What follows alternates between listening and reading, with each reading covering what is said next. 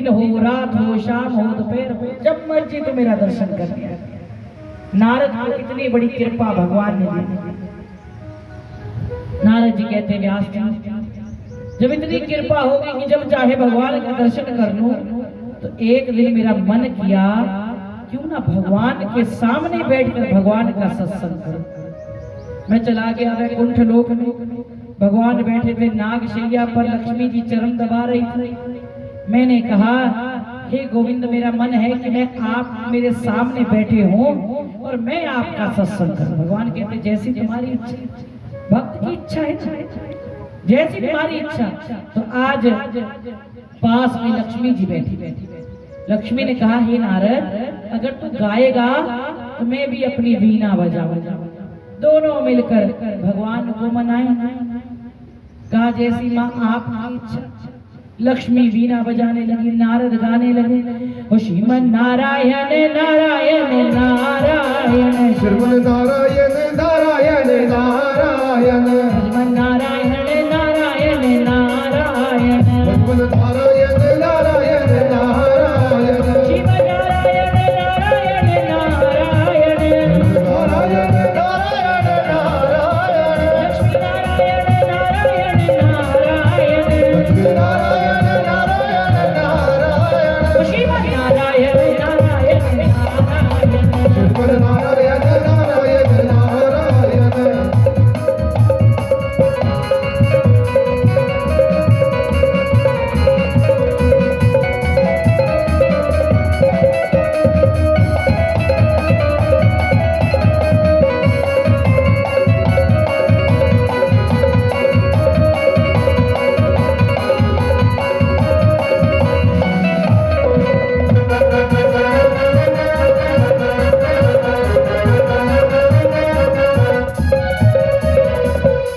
जैसे ही नारद जी गाने लगे, लक्ष्मी वीणा बजाने लगे और इतना मधुर मधुर सत्संग चल रहा था कि भगवान भी धीरे धीरे मगन होने लगे।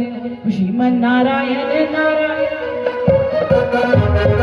श्रीमन नारायण नारायण नारायण, लक्ष्मी नारायण नारायण नारायण, लक्ष्मी नारायण नारायण नारायण, श्रीमन नारायण नारायण नारायण, श्रीमन नारायण नारायण नारायण,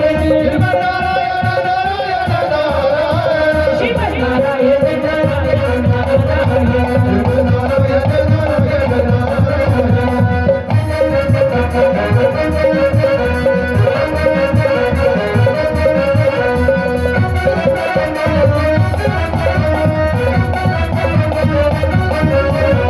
नारद गा रहे हैं, लक्ष्मी जी बजा रही है, इतना मधुर सत्संग चल रहा है कि नारद के मन में हुआ कि लक्ष्मी के हाथ में जो वीणा है, काश ये वीणा भी मेरी होती, मैं ही गाता, मैं ही बजाता। और जब भगवान प्रसन्न हो जाते, मुझसे कहते मांग तुझे क्या चाहिए, तो जो कुछ मिलता मुझे अकेले कोई। लेकिन अब जो कुछ मिलेगा आधा लक्ष्मी जी को भी देना पड़ेगा।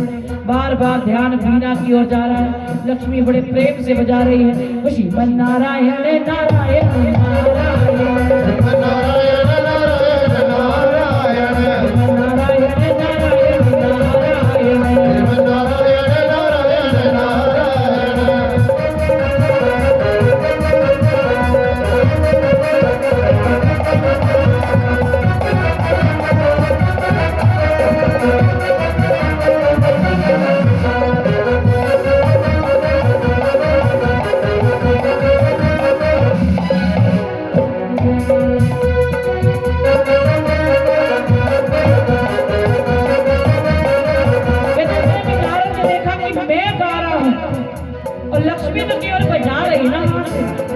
गाने वाले का जोर ज्यादा लगता है, बजाने वाले का लगता है। गाने वाले का जोर ज्यादा लगता है कि हाथ से बजाने वाले का लगता है। गाने वाले का ज्यादा लगता है, बजाने वाला तो हाथ से बजा रहा है, गाने वाला तो अपना कंठ से गा रहा है। तो नारद को हुआ काश ये वीणा भी मेरी होती, मैं ही बजाता, मैं ही गाता। इतने में भगवान उसके सत्संग से प्रसन्न हो गए, उठकर नाचने लगे। जब नाचने लगे तो नारद का मन और में पड़ गया, यार जो कुछ मिले मुझे मिले, भगवान मेरे सत्संग से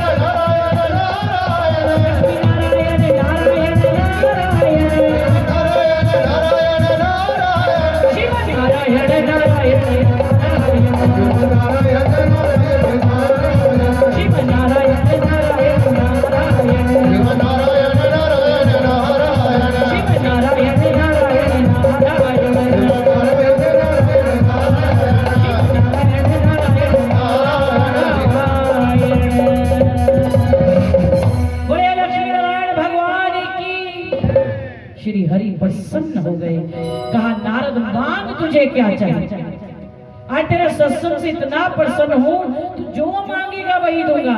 नारद ने कहा सच में प्रभु वही दोगे जो मांगूंगा। भगवान कहते मांग तो सही, तो सिर्फ त्रिलोकी भी मांग लेना, आज वो भी दे डाले, मांग तुझे क्या चाहिए। तो नारद ने कहा प्रभु मुझे त्रिलोकी नहीं चाहिए, जैसी वीणा लक्ष्मी जी बजा रही है ना, मुझे भी ऐसी वीणा चाहिए। भगवान ने ना आओ देखा ना ताव देखा महाराज। उसी समय आज लक्ष्मी के हाथ से वीणा छीनी और वीणा छीन कर आज नारद के गले में डाल दी। बोली लक्ष्मी नारायण भगवान ने लक्ष्मी की वीणा नारद के गले में डाल दी। लक्ष्मी लाल लाल नेत्रों से भगवान को देखने लगी, प्रभु मेरी वीणा मुझसे पूछा भी नहीं, उठाकर नारद को दे दी। नारद जी तो नारायण नारायण करते हुए चलते बने, लेकिन लक्ष्मी बड़े क्रोध में भगवान को देखी। भगवान ने पूछा तुझे क्या हुआ? कहा प्रभु मेरी वीणा मैंने पूछा भी नहीं, चुप के नारद के गले चपा दी। भगवान कहते हैं लक्ष्मी शुक्र मना, मैं उसके सत्संग से इतनी प्रसन्न था, इतना प्रसन्न था कि शुक्र मना उसने वीणा ही मांगी। अगर आज वो तुझे भी मांगता तो उठाकर नारद के गले में डाल देता। बड़ा भक्त वत्सल भगवान, शुक्र कर वीणा ही मांगी। और आज भी जो नारद वीणा बजाते हैं ये लक्ष्मी की वीणा है।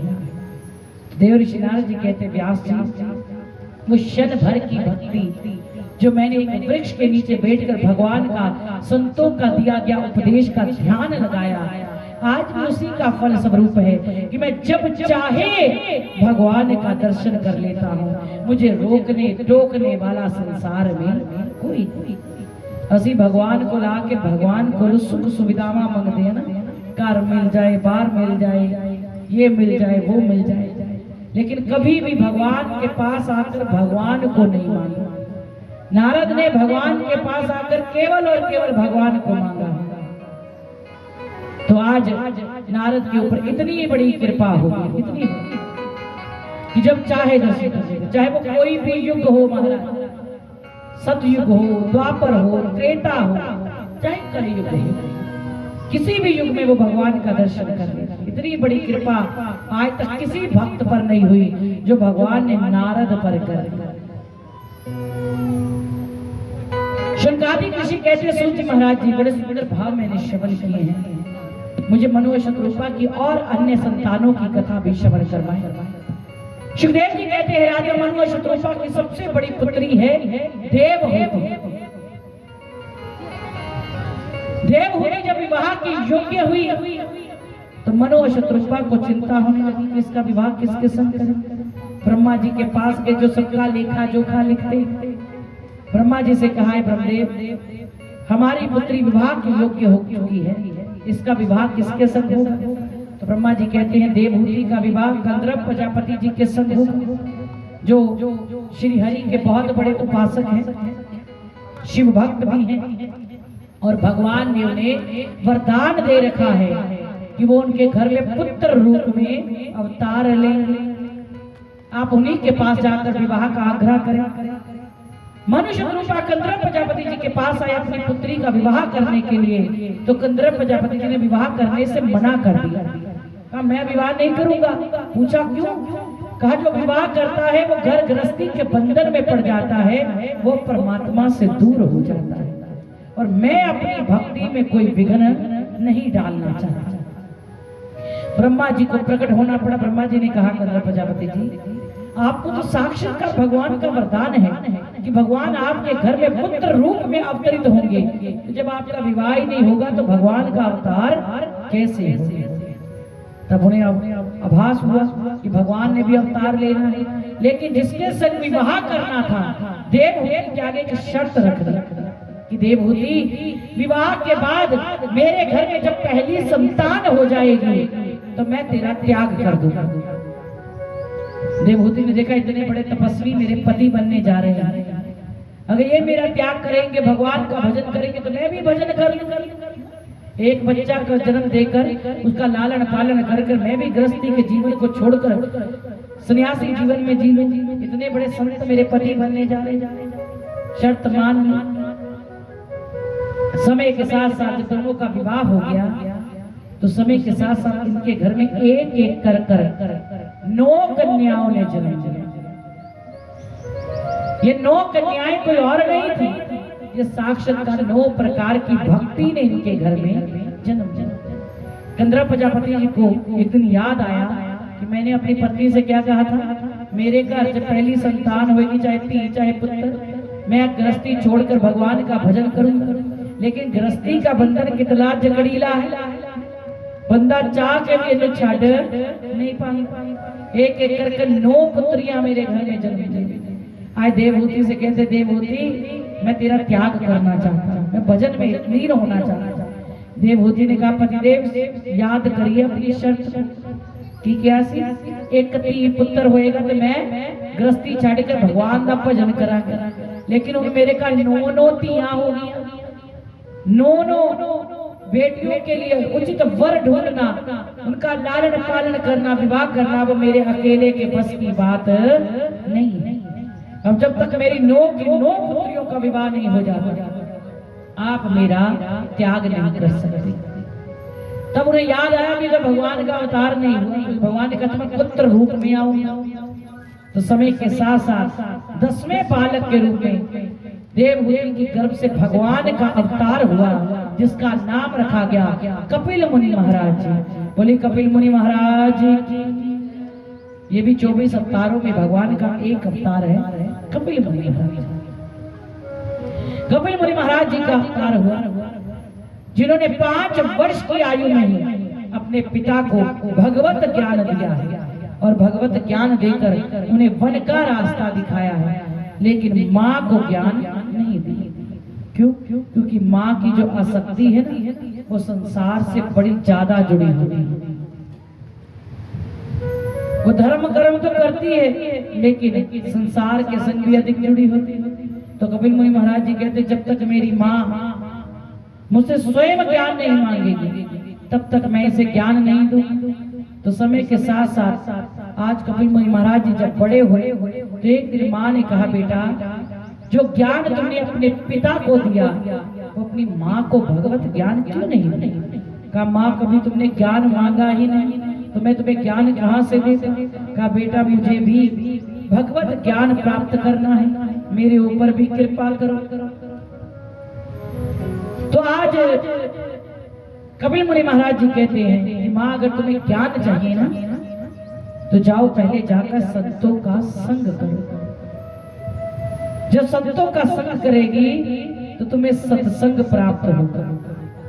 जब तुम सत्संग में जाओगी तो सत्यम परम धीमहि, तुम्हें परम पिता परमात्मा की भी प्राप्ति हो जाएगी। देवहूति ने धीरे धीरे संतों का संग किया, संतों का संग करते हुए सत्संग की ओर गई और धीरे धीरे गृहस्थी का बंधन छूटता गया और भगवान के भजन में लीन हुई। जब कोई नहीं आता घनश्याम आते हैं, वो मेरे दुख के दिनों में वो बड़े काम आते हैं।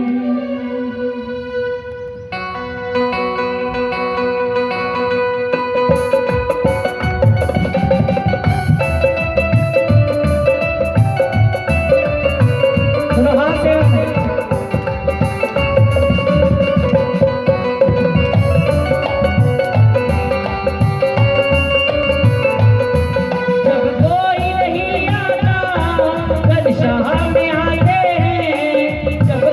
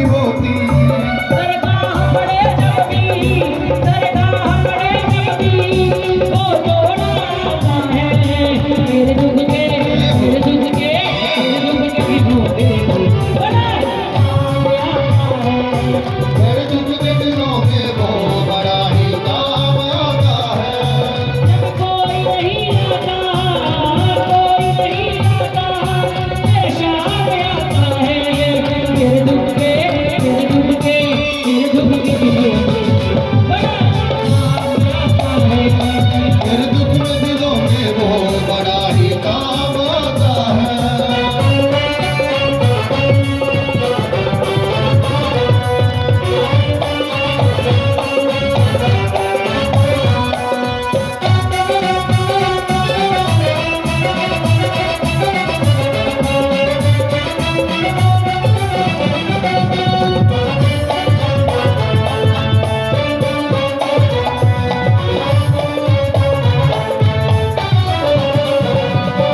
याद करे उसको वो उसका हो जाए, कोई याद करे उसको वो उसका हो जाए, कोई प्यार करे उससे वो उसका हो जाए, कोई प्यार करे उससे वो उसका हो जाए, वो बिन बोले मुझको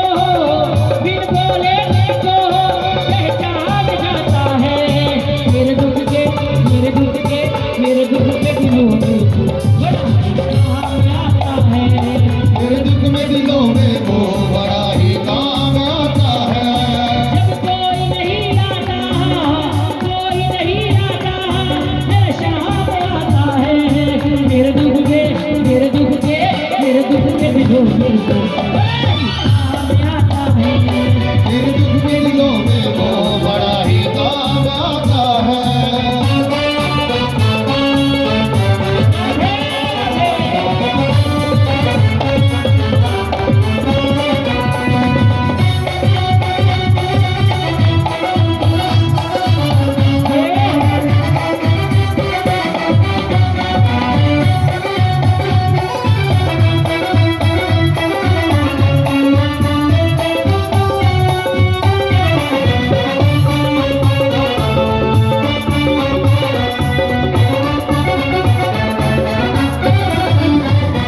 ये इतना बड़ा होकर दुखियों से प्यार करे, ये इतना बड़ा होकर दुखियों से प्यार करे, चाहे छोटे हो या बड़े सबको स्वीकार करे।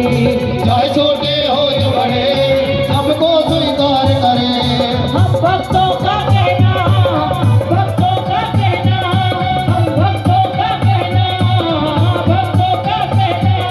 ये मान जाता है। मेरे दुख के दिलों में वो बड़ा काम आता है। मेरे दुख के दिलों में वो बड़ा ही काम आता है। जब कोई नहीं आता कल शाम आता है। मेरे दुख के दिलों में बड़ा काम आता है। मेरे दुख के दिलों में वो बड़ा ही काम आता है।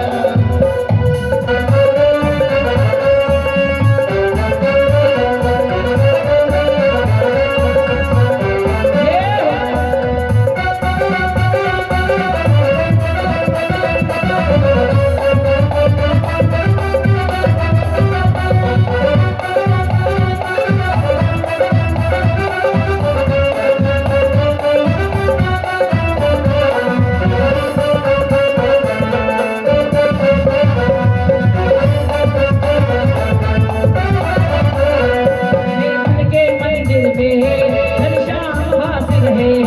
मेरे मन के मंदिर में घनश्याम वास रहे। कोई पास रहे न रहे मेरे श्याम वास रहे। कोई पास रहे न रहे मेरा श्याम पास रहे। मेरे व्याकुल से मन को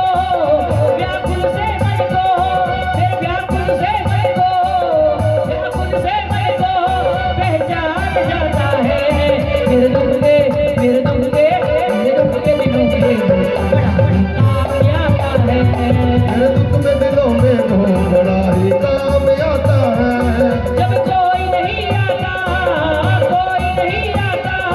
घनश्याम आता है। मेरे दुख के दिलों में बड़ा काम आता है। मेरे दुख में दिलों में वो बड़ा ही काम आता है। मेरे दुख के दिलों में वो बड़ा काम आता है। मेरे दुख में दिलों में वो बड़ा ही काम आता है। मेरे दुख के दिलों में वो बड़ा काम आता है। मेरे दुख के दिलों में वो बड़ा ही काम आता है। मेरे दुख के दिलों में वो बड़ा काम आता है। वो मेरे मन के मंदिर में घनश्याम वास रहे। कोई पास रहे न रहे मेरा श्याम पास रहे। वो मेरे व्याकुल से मन को पहचान जाता है। मेरे दुख के दिनों में वो बड़ा ही, वो मेरे दुख के दिनों में वो बड़ा ही काम आता है। बोलो बांके बिहारी लाल की। आज बड़ी विनम्र प्रार्थना, देवहूति ने भगवान के संग की। धीरे धीरे गृहस्थी का मोह छूट गया, संतों के संग में लग गई। प्रथम भक्ति कर संतन कर संगा, और द्वितीय भक्ति सुन कथा प्रसंग। नवदा भक्ति में पहली दो भक्ति ही यही है, संतों का संग करना और उनके सानिध्य में रहकर कथाएं श्रवण करना। तो आनंद ही आनंद ही आनंद है। संतों के संग यात्रा करना, संतों के सानिध्य में कुछ भाव श्रवण करना, उसका आनंद ही अलग है। जिसे सचमुच सतगुरु से प्रेम हो, वो तो एक झलक पाने के लिए भी तरसता रहता है, जिसे प्रेम हो जाए। संत की संगति में आके ही जीव का जीवन परिवर्तन हो जाता है। अगर तुझे गुरु दीक्षा ली है जीवन वैसे तो यहाँ तो 90% लोगों ने ली होगी, लेकिन दीक्षा लेकर भी अगर आपको दीक्षा का रंग नहीं चढ़ा तो दीक्षा लेने का कोई फायदा नहीं। अब दीक्षा का रंग कैसे चढ़ता है महाराज? जे तुसी दीक्षा ले रही है तो उसका रंग नहीं तन चढ़ रहा।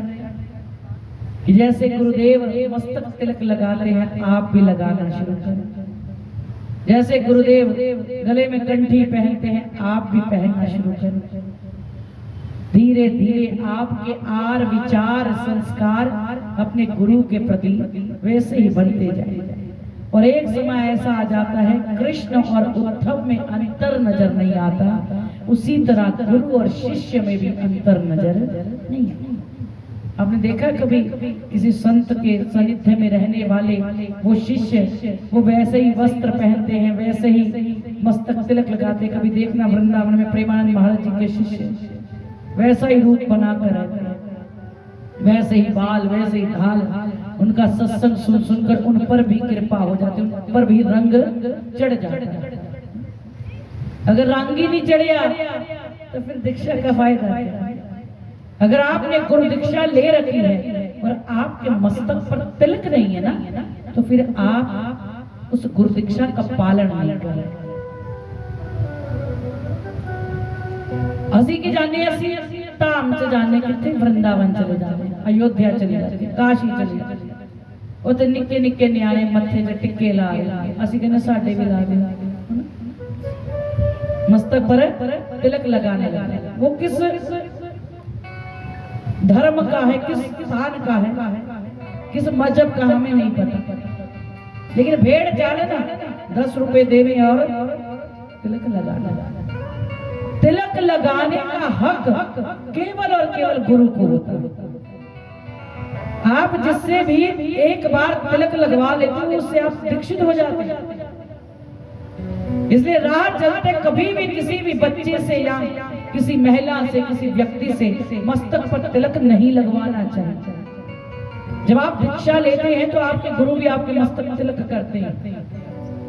और उसके बाद दूसरा हक आपको स्वयं है, तीसरा व्यक्ति आपके मस्तक पर तिलक नहीं लगाएगा। जहाँ कोई संत पदवी में है वो आपके मस्तक पर तिलक कर सकता है, वरना आते जाते एरे गहरे व्यक्ति से मस्तक पर तिलक नहीं लगवाना चाहिए। और अगर आप दीक्षित हैं और आप तिलक नहीं लगाते तो आप दीक्षा लेने का फायदा ही क्या? आप गले में कंठी नहीं पहनते हैं, महाराज ये तो चुभदी बड़ी है, ये पाई नहीं जाती।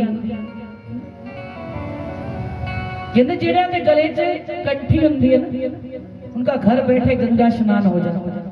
जितनी बार नहाओगे तुलसी की कंठी पहनकर घर बैठे गंगा स्नान। जब कंठी गले में और हमारे प्राण निकलेंगे तो सीधा व्यक्ति वैकुंठ लोक जाता है।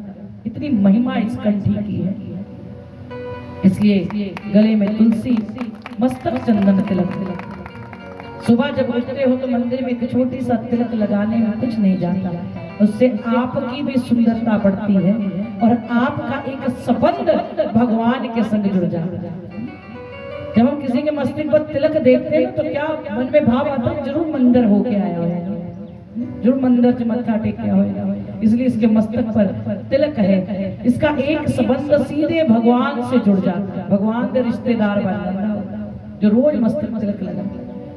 तो तिलक लगाने में संकोच नहीं, हर सनातनी को लगाना चाहिए।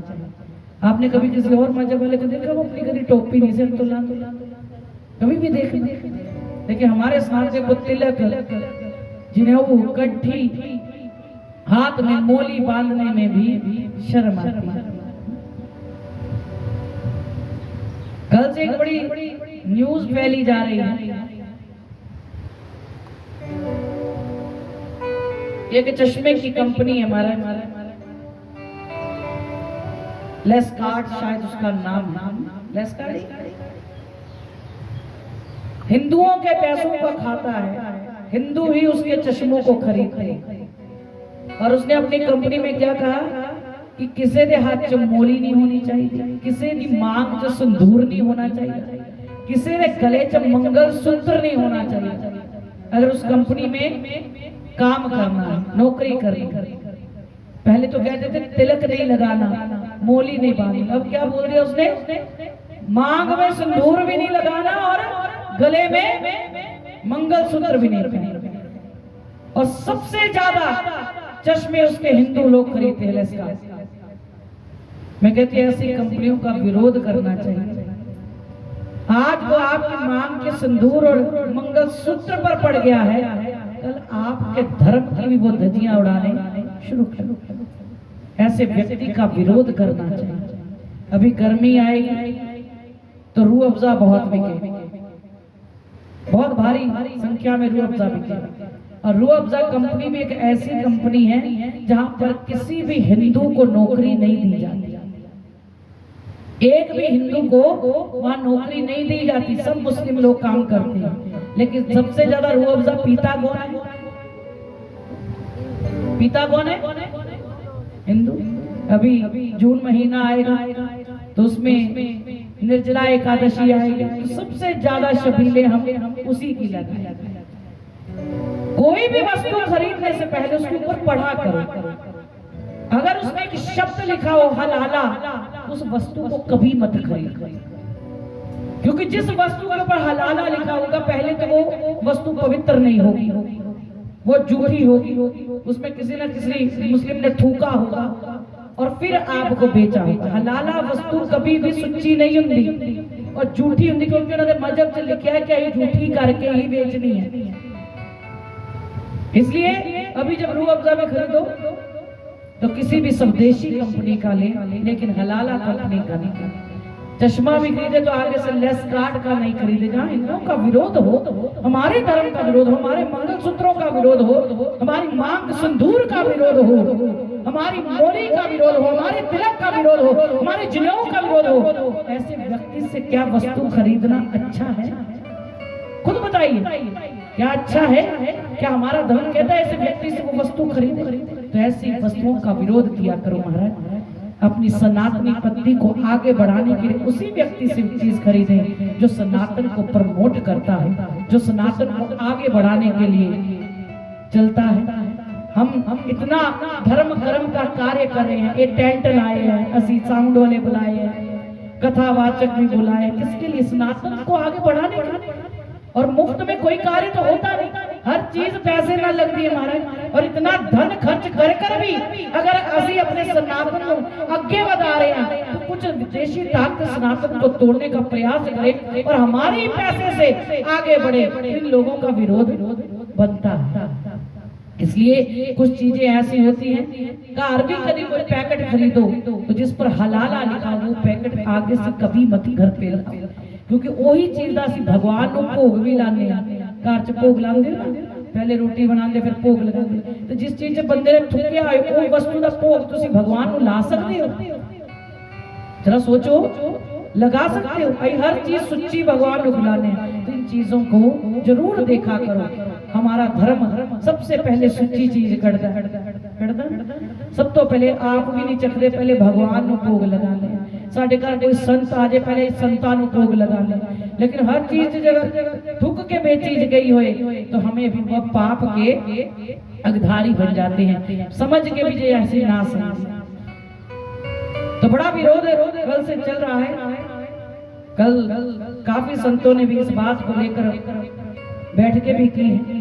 मेरा भी बनता था कि आपको थोड़ा जागरूक करूं कि इन कंपनियों से कभी कोई ऐसी चीज ना खरीदे जहां पर हमारे मंगलसूत्र, हमारा संदूर, हमारा जनेऊ, हमारी मोली, हमारी तिलक को आज विरोध किया जाए। हम किसी का विरोध नहीं करते महाराज, सानू जिधर कोई छेड़े असि कभी किसी को कुछ नहीं कहते, लेकिन तुम छेड़ दिया तो हमें मधुमक्खियों का छत्ता बनने में ज्यादा समय नहीं लगेगा।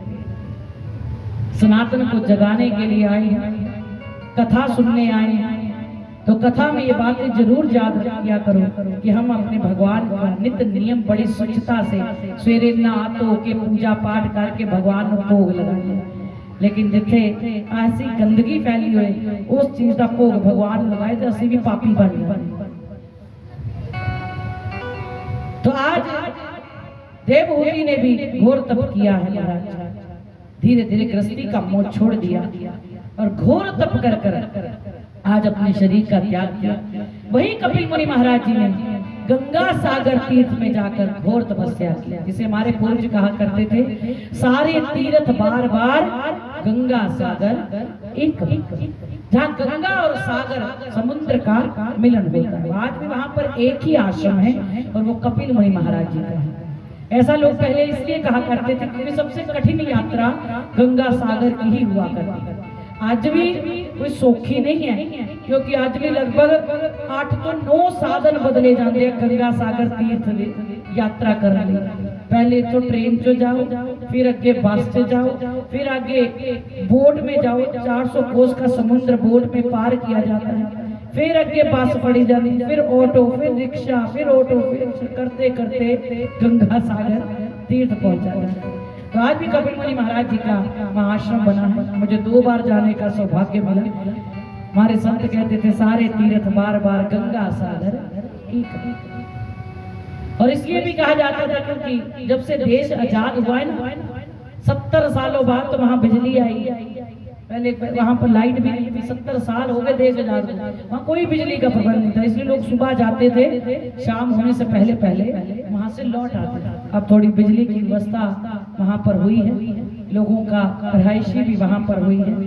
बड़ा सुंदर, पहले जब हम पहली बार गए थे कपिल मुनि महाराज जी का आश्रम बिल्कुल छोटा सा था, अब तो भव्य आश्रम वहां बन चुका है, रहने का भी स्थान है। तो अभी फरवरी में जब गंगा दशहरा लगता है तो वहां पर भारी मेला उस तीर्थ में लगता है। तो कपिल मुनि महाराज जी ने भी वही में समाधि में लीन हो गए। बोली कपिल मुनि महाराज की।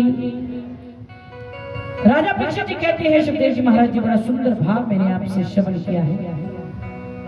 मैंने सुना है कि दक्ष ने भी नारद को श्राप दिया था, मुझे वो कथा श्रवण करवाए। सुखदेव जी कहते हैं राजन, ब्रह्मा जी के मानस पुत्र दक्ष, जिसके आगे जाकर 70,000 पुत्रों ने जन्म लिया। देव ऋषि नारद जी इनके पास आते और इन्हें भगवान की कथाएं सुनाते। जो भगवान की कथा सुनाते तो सारे बच्चे ही जड़े से उन्हें संत बने। जो दक्ष को पता लग गया कि मेरे तो सारे पुत्र ही संत बने गए, साधु बने गए, लेकिन इन्हां ते इन्ना ज्ञान का रंग चढ़िया कि दर्द देखे नारद आंदा सी। नारद रोज उन्होंने भगवान की कथा सुना के चला जाता। दक्ष ने सोचा सी मेरे बच्चे ब्याह करेंगे, वंश बढ़ेगा, मेरी सेवा करेंगे, लेकिन तो सारे साधु बन गए। लेकिन नारद एक दिन जब ज्ञान देने आए तो दक्ष को क्रोध आ गया। कहा नारद तूने अच्छा नहीं किया। कहते मैं की किया?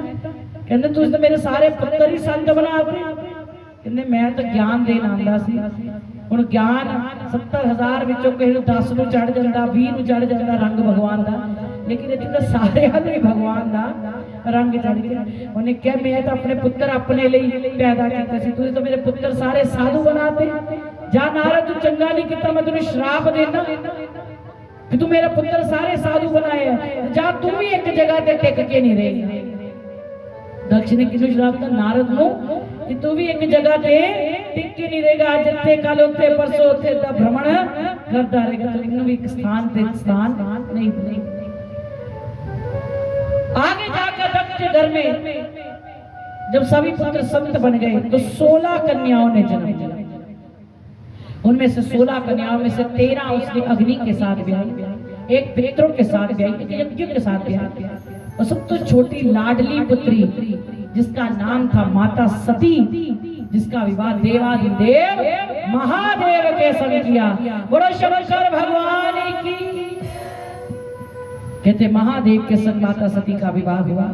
माता सती बड़ी प्रसन्न, महादेव उसे कैलाश में लेकर आए। जब कैलाश में लेकर आए तो माता सती का नया नया विवाह हुआ। माता सती ने मन च की सी कि मेरा नवा नवा ब्याह होया, मेरे पति मैनू समुद्र की सैर कराए, झीलों में लेकर जाए, पहाड़ों की सैर कराए। आज भी जो नवा नवा ब्याह होता है ना कमान, सती के मन में भी आया मैं भी अपने पति के संग भ्रमण करूं। महादेव ने सोचा सती का बड़ा मन है बाहर विचरने का मेरे संग, तो महादेव ने कहा सती चल तैयार हो, मैं तुझे कहीं लेकर चलता। सती ने भी सोनी लाल रंग की साड़ी पाई, श्रृंगार किया लाल रंग, पति दे नाल चल पी। महादेव सती को संग लिए कुंभज ऋषि जी के आश्रम में चले गए।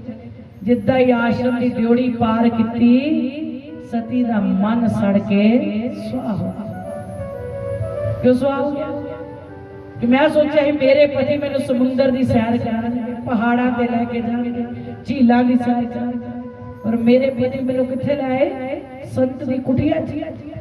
संत महादेव को देख के बड़े प्रसन्न, मेरी कुटिया च भगवान आ गए। प्रणाम किया।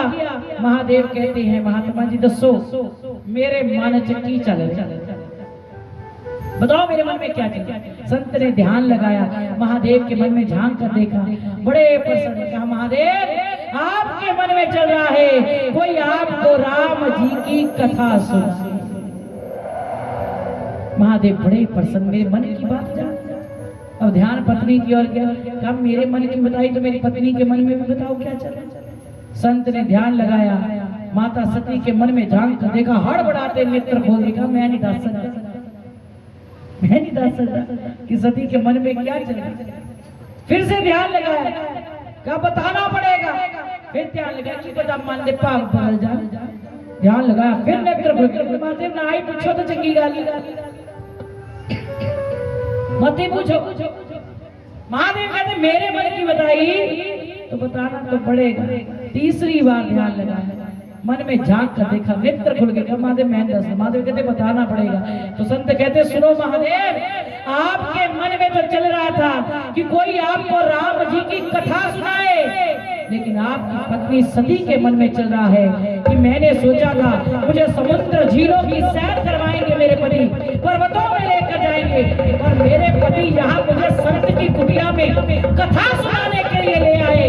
अरे कथा सुनने से अच्छा मैं जलकर भस्म हो जाती, कथा सुनने से अच्छा मैं जलकर भस्म हो जाती। तो महादेव ने कहा तथास्तु, तेरी ये भी इच्छा अवश्य पूर्ण होगी। तो आगे जाकर माता सती को सती होना पड़ा। कहते कथा च असी जेड़ा भी भाव लेके आते हैं ना, वो भाव कहीं ना कहीं सत्य हो जाए।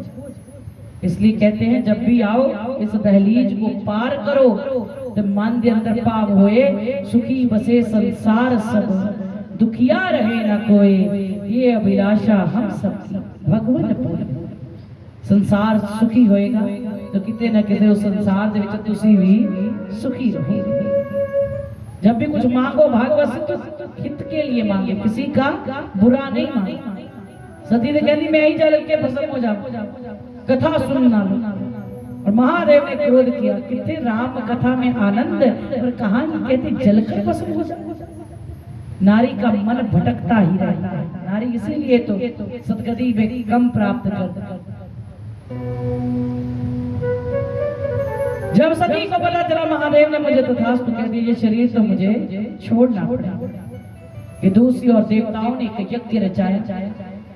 उस यज्ञ में सभी देवी देवताओं को आमंत्रण किया और जजमान के रूप में दक्ष प्रजापति को आमंत्रण किया, क्योंकि दक्ष ब्रह्मा के मानस पुत्र थे, सबसे बड़े थे।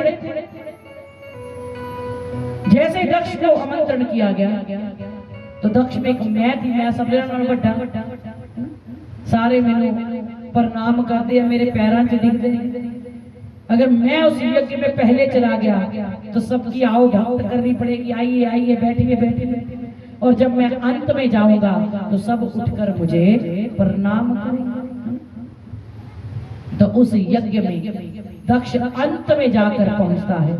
जब अंत में पहुंचता है तो सभी देवी देवता उसे उठकर प्रणाम करते हैं, लेकिन दो देवता नहीं थे। पहले थे ब्रह्मा जी और दूसरे थे देवाधिदेव महादेव। ब्रह्मा जी इसलिए नहीं उठे क्योंकि ब्रह्मा जी के पुत्र थे दक्ष प्रजापति। दक्ष ने अपने पिता को प्रणाम किया, लेकिन जब आगे बढ़े तो अपना ही जय माता, अपना ही जवाई, आंखें बंद कर राम जी के ध्यान में बैठे थे। देखा कि सबने उठकर प्रणाम किया, लेकिन मेरे जवाई ने मैनू प्रणाम नहीं किया। उसी समय क्रोध में लाल हो गया दक्ष और कहता देखो देखो पिता समान ससुर इसके सामने खड़े हैं और ये उठकर प्रणाम नहीं कर रहा। महादेव फिर भी ध्यान में ली, जब देखा फिर भी उठकर प्रणाम नहीं किया तो दक्ष का क्रोध और बढ़ गया। अरे देखो मेरी मूर्ख था, इसने अपनी लाडली पुत्री का विवाह इसके संग कर दिया। महादेव फिर भी कुछ नहीं बोले, शांत रहे, आंखें बंद कर ध्यान में बैठे थे। दक्ष ने देखा इसने अब भी मुझे प्रणाम नहीं किया तो दक्ष का क्रोध और बढ़ा और कहा जो बड़ों का आदर सम्मान करने नहीं जानता, मैं उसे श्राप देता हूँ कि आज के बाद उसे यज्ञ में कभी कोई हिस्सा ना मिले। जैसे महादेव को श्राप दिया, महादेव के गण भागते हुए आए, कहा दक्ष तेरे भीतर बड़ी मैं छुपी है ना, अरे तुझसे भी कोई बड़ा है तो वो देवाधिदेव महादेव है, वो तुम्हें नहीं बल्कि तुम उन्हें उठकर प्रणाम करो। दक्ष ने कहा मैं उसे कैसे प्रणाम करूं, वो मेरा जमाता है और जमाता ससुर को प्रणाम करता है। लेकिन जब आपस में कोई निर्णय हो तो आपस में ही भिड़ने लगे। जैसे उन्होंने श्राप दिया तो भोले बाबा जी के गणों ने श्राप दे दिया, जाओ दक्ष तेरे भीतर बड़ी मैं छुपी है ना, तो जा तेरा सर भी बकरे के समान हो जाए। बड़ा मैं करता फिरता है।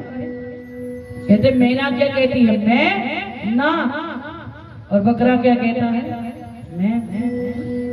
मैना ने मैना कहा, मोल हुआ 10-20, बकरे ने मैं कहा, झटकटाया शीश। मैना किसी को कुछ नहीं देती लेकिन अपनी वाणी से सबको अपना बना लेती है, और बकरा जब मैं करता उसका सर काट देता। दक्ष का क्रोध इतना बड़ा हुआ था कि भोलेनाथ जी को अब शब्द बोलने लगा। भोलेनाथ जी का ध्यान टूट गया और बिना कुछ बोले भोलेनाथ जी वहां से चले गए। दक्ष ने देखा इसने तो जाते समय भी मुझे प्रणाम नहीं किया और क्रोध बढ़ गया, और बोले बाबा जी से बदला लेने के लिए मन में अग्नि जलने लगी। कहते 4 लोग ऐसे होते हैं जिन लोगों से कभी भी पैर स्पर्श नहीं करवाने चाहिए, कभी भी पैर नहीं छुआने चाहिए। पहला है ब्राह्मण, ब्राह्मण के हाथ से कभी भी पैर स्पर्श नहीं करवाना चाहिए। दूसरी है घर की बेटी, घर दीती को भी पैर स्पर्श नहीं करवाना चाहिए। तीसरा है घर दा जवाई, जवाई को भी प्यार स्पर्श नहीं करवाने चाहिए। लेकिन इतने जवाई आंदे ही सस दे पैरी पैंदा कहते जवाई को भी प्यार स्पर्श नहीं करवाने चाहिए। जब माताएं कन्यादान करती है ना तो जवाई दे पैरी पैंदी, क्योंकि वो आपका दान लेकर जा रहा है और सारी जिंदगी जवाई को पैरी पौंदी रहती है।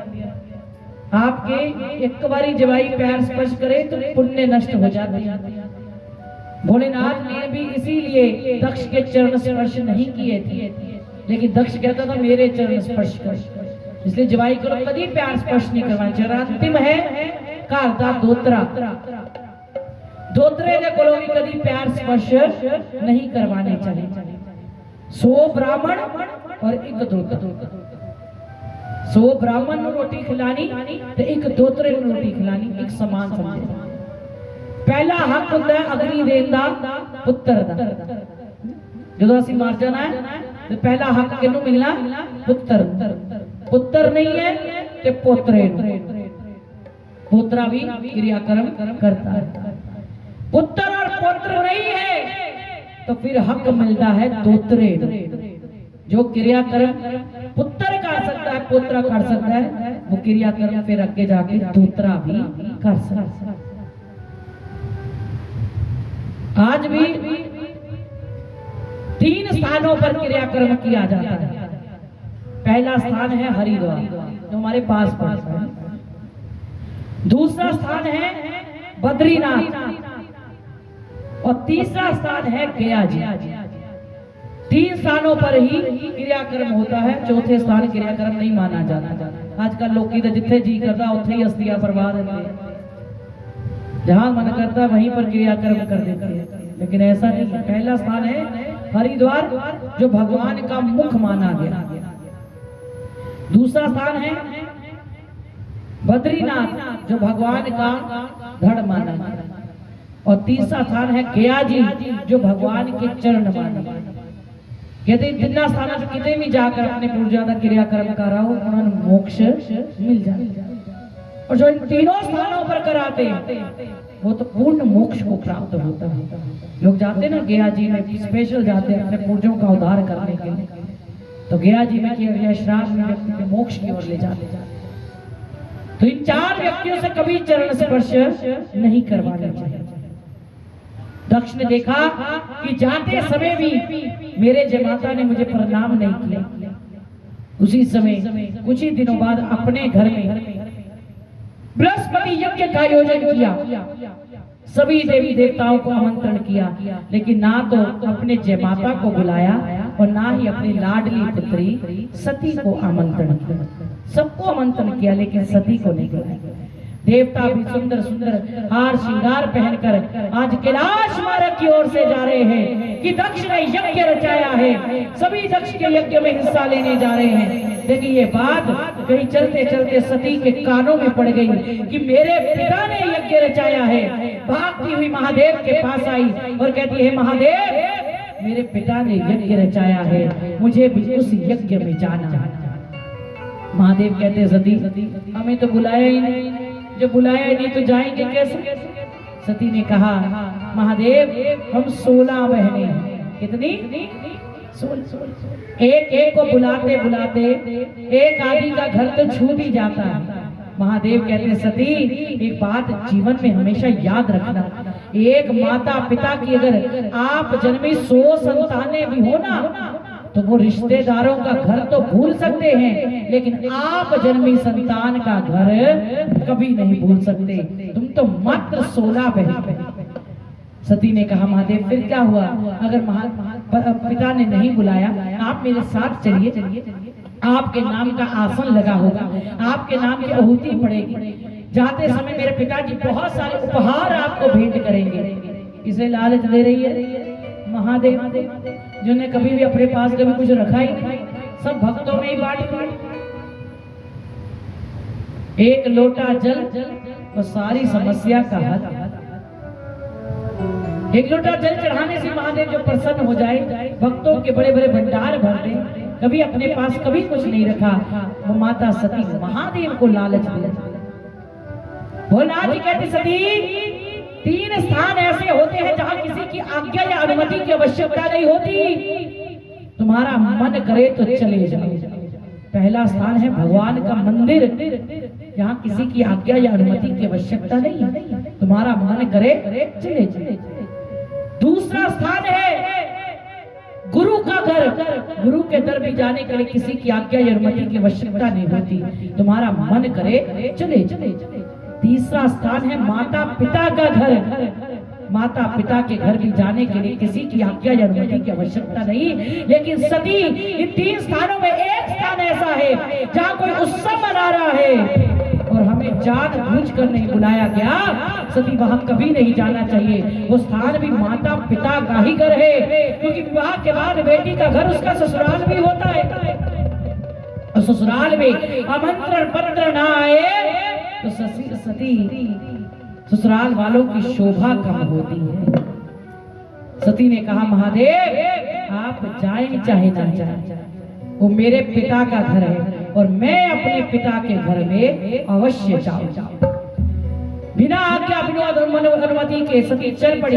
भोलेनाथ जी ने अपने 2 गण भी उसके साथ भेज दिए। सती जैसे ही आज अपने पिता के घर में पहुंची, पहली डोरी को पार किया, पिता ने देखा सती आई है, मैंने तुझे बुलाया भी नहीं, फिर बुलाए चली आई है।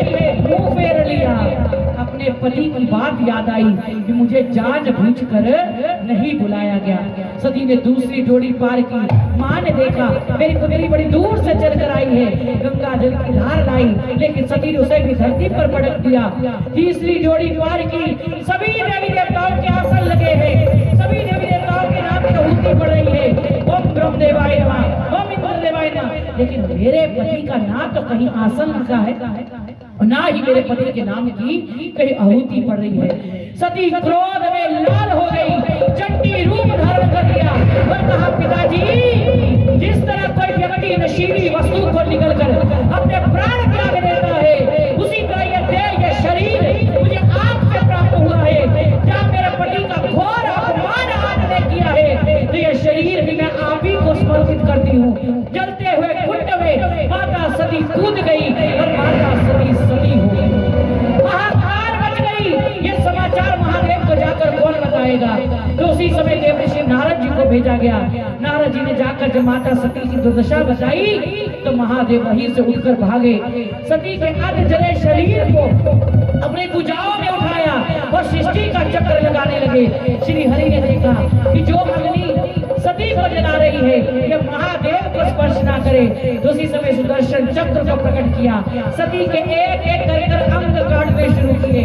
जहाँ नैन गिरे वो नैना देवी, जहाँ जीवा गिरी ज्वाला मैया, जहाँ पर स्तन गिरा वो कांगड़ा देवी, जहाँ भुजा गिरी वो जलंधर देवी, जहाँ पर ढोली गिरी वो कमाई देवी, जहाँ लिंग गिरा वो कामाख्या देवी, जहाँ चरण गिरे वहाँ हरसिद्धि मैया, जहाँ धड़ गिरा वो भी हरसिद्धि मैया, जहाँ मुंड गिरा वो चामुंडा देवी। इसी तरह सती के धरती पर 51 शक्ति पीठ गिरे और 51 शक्ति पीठों में भगवान ने काल भैरव का रूप धारण किया और माता के शक्ति पीठों की रक्षा की।